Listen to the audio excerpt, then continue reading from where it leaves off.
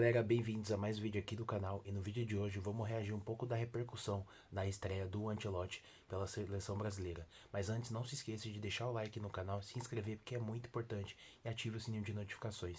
É isso, vamos para o vídeo. Gente que imaginávamos, não. É o primeiro jogo? É, mas é claro que aquele primeiro jogo pode ser o que dar a confiança, a empolgação, inclusive para os jogadores também, para o restante do trabalho.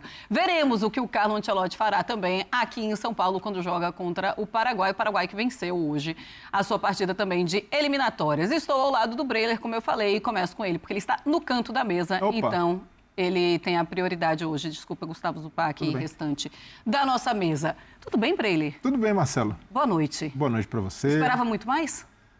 Esperava.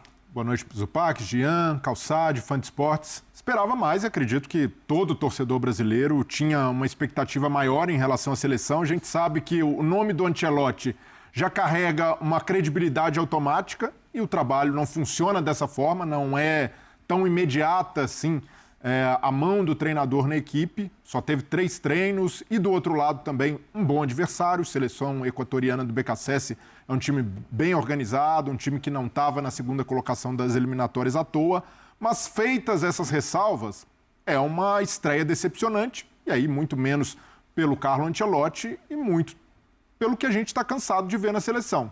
Jogadores que não conseguem render o que rendem nos clubes, e aí são vários, né?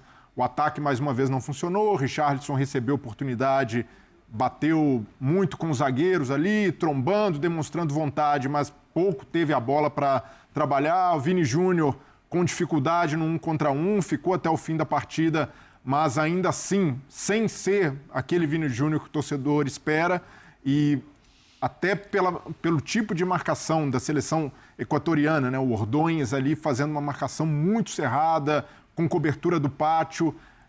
O ataque brasileiro não teve muito espaço para se criar. O Estevão também acabou decepcionando na sua primeira partida como titular da seleção, errou muito. E aí a gente pode, mas a idade, 18 anos, e aí a gente vê caras como o Casimiro, com experiência, com casca de seleção, também cometendo muitos erros. Principalmente no primeiro tempo, erros de passe da seleção, o meio-campo não se encontrou. Sim. Então, o Ancelotti já teve ali o choque de realidade, né? Uma coisa é treino, observar, ver jogador que dá resposta, outra é jogo e observar que há muita coisa para se consertar, para se aprimorar na seleção. E o Ancelotti também, a gente precisa entender esse contexto em que ele chega. É um treinador de primeiro escalão do futebol mundial, que assume uma seleção que hoje não está nesse patamar. Uma seleção que hoje, com boa vontade, está no segundo escalão e ele vai ter trabalho para elevar o Brasil de patamar, porque a gente viu mais do mesmo da seleção, mas não dá para culpar o treinador no seu primeiro jogo com apenas 3 treinos. Pois é isso que me assusta, o mais do mesmo, mas com peças diferentes. Vimos um Richarlison que tem oportunidade, não aproveita, o Estevão também não consegue aproveitar, o Vinícius Júnior, a expectativa era muito grande em cima dele. Será que vamos ver um pouquinho mais do Vinícius Júnior do Real Madrid na seleção brasileira com o Ancelotti? Também não aconteceu. Para a gente começar com a calma, foram 2 treinamentos, Zupa. É isso. Boa noite. Boa noite, Marcela, companheiros, boa noite ao fã de esportes. Existia a possibilidade de, depois de 2 treinos, o Ancelotti arrumar o time e o time responder e fazer um grande jogo? Existia. A gente já viu isso acontecer na seleção em outros momentos. O Tite estreou muito bem, lá em Quito mesmo. O Diniz estreou muito bem contra a Bolívia. O Dorival estreou muito bem contra a Inglaterra em Wembley. Então, poderia, só com 2 treinos e com o Carleto ali arrumando o time, colocando os jogadores, o jeito dele, a seleção responder e fazer um grande jogo em Guayaquil? Poderia, mas não é o tão esperado assim, né? Então, assim, o jogo, para ser o mais objetivo possível, o jogo foi ruim de parte a parte. O Brasil jogou mal, o Equador jogou mal, o jogo foi tecnicamente ruim, o jogo foi chato, com pouca finalização, com pouca chance de gol. A sensação de quem assistiu o jogo é que se perdeu 90 minutos para fazer algo melhor na vida. O jogo foi uma porcaria. Mas é compreensível que, num primeiro momento, as coisas não aconteçam do dia para a noite, né? Isso não quer dizer que não vai acontecer, não quer dizer que o Vinícius não vai ser o Vinícius do Real Madrid. Tudo isso é uma questão de desenvolvimento e talvez as coisas aconteçam. O que eu achei, assim, o que eu vi em termos de o que funcionou mais, o que funcionou menos, o Brasil tentou ser um time organizado, assim, postado em campo, Então, os movimentos defensivos dentro dessa organização funcionaram bem melhor do que os movimentos ofensivos. Tá. Ofensivamente, foi um time quadrado, muito engessado, com pouca aproximação. O meio-campo praticamente não participou da coordenação ofensiva. Casemiro, que nem era tanto obrigação dele, mas Guimarães e Gerson não conseguiram se aproximar tanto dos homens de frente. E nas vezes que a gente viu o Vini tentando 1 contra 1 com o Ordonhas, o Estevão do outro lado tentando 1 contra 1 contra o Estupinhan, era muito distante dos demais jogadores. Então foi um Brasil que ofensivamente deixou muito a desejar, muito quadrado, muito engessado. E defensivamente, como estava ali postadinho, uma linha de 4, uma linha de 5 para marcar e só o Pombo, o Richarlison mais à frente, acabou que não sofreu tanto, um pouco pelos lados, mas o Equador também não fez um grande jogo. Foram 10 finalizações no total, 7 para o Equador e só 3 para o Brasil. Foi um jogo muito ruim e muito chato. Passe também, mas de resto, assim, a gente tem... O Bruno Guimarães, de novo, foi mal, né? É que a gente sempre vem falando que o técnico da seleção vai ter, acima de tudo, fazer com que os caras consigam jogar na seleção que jogam nos seus clubes. O Vini, dos 3 da frente, foi o que tentou um pouco mais. Não conseguiu ser o Vini na sua melhor versão, mas foi aquele que tentou um pouco mais. E aí, só para dar um destaque, acho que negativo, para mim foi o Richarlison. E eu digo isso, assim, com dor no coração, porque eu gosto do Richarlison, acho legal que ele esteja na seleção, ele viveu a melhor fase dele com o Ancelotti, mas obviamente tem um foco muito grande sobre ele, né? Quando ele foi convocado, muita gente criticou, e acho que no seu primeiro jogo, não quer dizer nada também, ele não foi bem.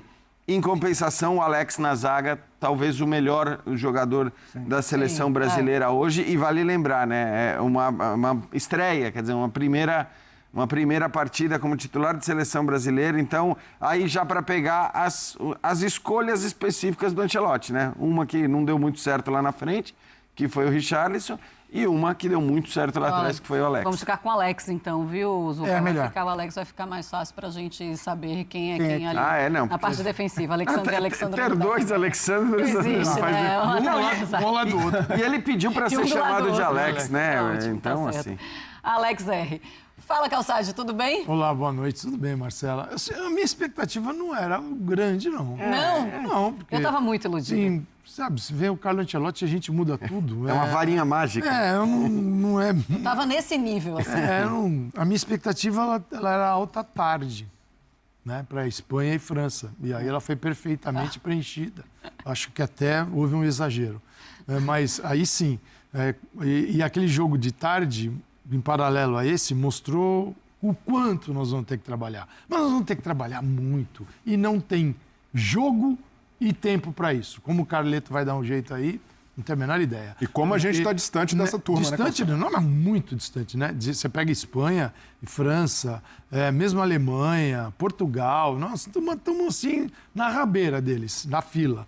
Agora, tem um ano para a Copa, pode ser. É que como a galera que começou a trabalhar de um jeito diferente, melhor, e a UEFA criou a Nations League, então você não tem mais espaço preenchido com porcaria. Na Europa, tudo é grande jogo hoje em dia. Tirando eliminatórias, que você pega um Luxemburgo pela frente, Malta, mas é jogão. Agora, só e há um desenvolvimento. Eles se queixam disso, né, Calçade? Porque eles falam que tem muito jogo grande e que aí você desgasta demais. Mas eu estou de acordo com você, mas acho que é melhor para eles do que para a gente. A gente fica aqui, né, nessa rua, com a show correndo atrás do rabo. Então eu não tinha expectativa gigante, eu achei que ele ia ter problemas. O cara que treinou com todo o grupo na terça, viajou, na quarta, fez um treino, que é véspera de jogo. Então você tem que controlar o treino. Na quinta, o time joga, eu vi. Individualmente falando, coletivamente, foi fraco. O Alex, o Casemiro voltou bem, ele tirou de bola ali, ele deu a segurança que o Ancelotti confiava que ele traria de volta para a seleção. E aí tem que trabalhar, tem que desenvolver. O que vai acontecer, pode acontecer, é o Brasil ganhar uma posição, que é, se ele vencer o Uruguai, que é terceiro,